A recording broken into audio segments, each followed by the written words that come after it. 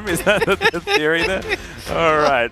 Well, let's see what they do. No, I would appreciate if they would first ban Senna and just really make the statement. Yeah, like we figured it out. We figured it out. They probably won't. They'll probably leave it at T1 and hope the T1 ban it. But yeah.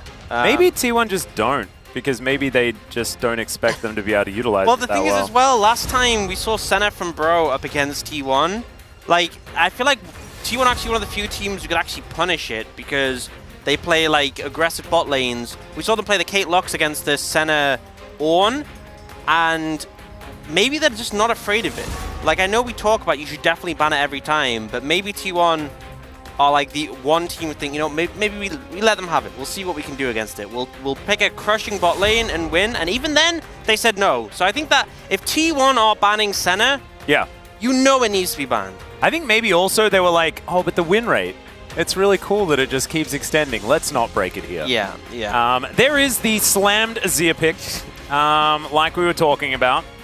But this time the Senna not available, so we're not as upset about it. I am still a bit upset, but not that upset, because now Lucian Orianna comes in, and then they round 3 the Nami, and they create themselves an absolutely terrifying Lucian composition, and Gumayusi actually gets to be a main character again.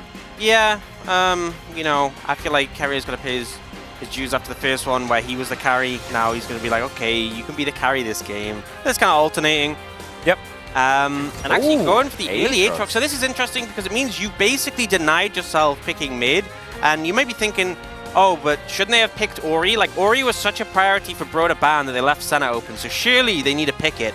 And I think this says a lot. But also, it says at T1, like, there's enough mid laners open. You know, there's like the Corki, there's the Ori, there's the Hui, there's the Talia.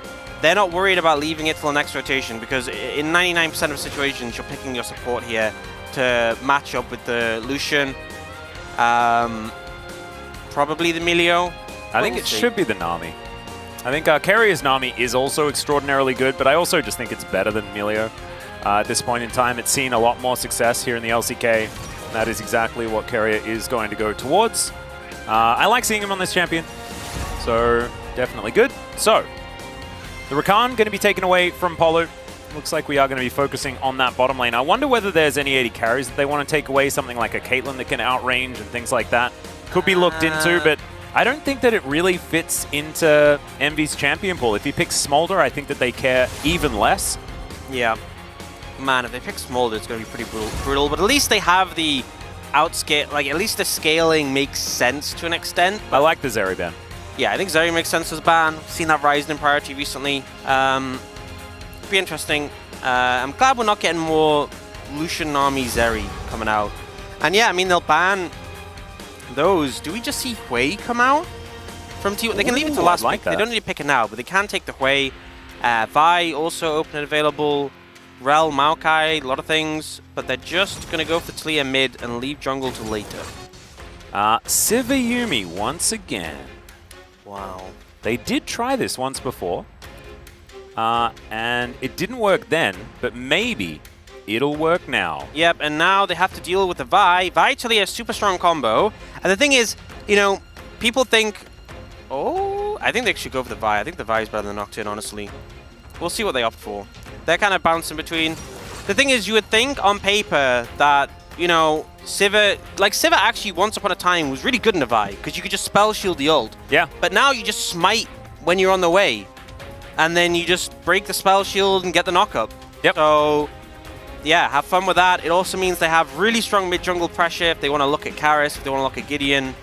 A lot of pick potential with this composition, I think it goes without saying. And sure, if you see this game going to 30, 40 minutes and they're even, I think Bro have a pretty strong comp, but is that going to happen? I guess I'll have to hope for it. I'm a little worried. I believe that history has also indicated that perhaps we should be a little worried.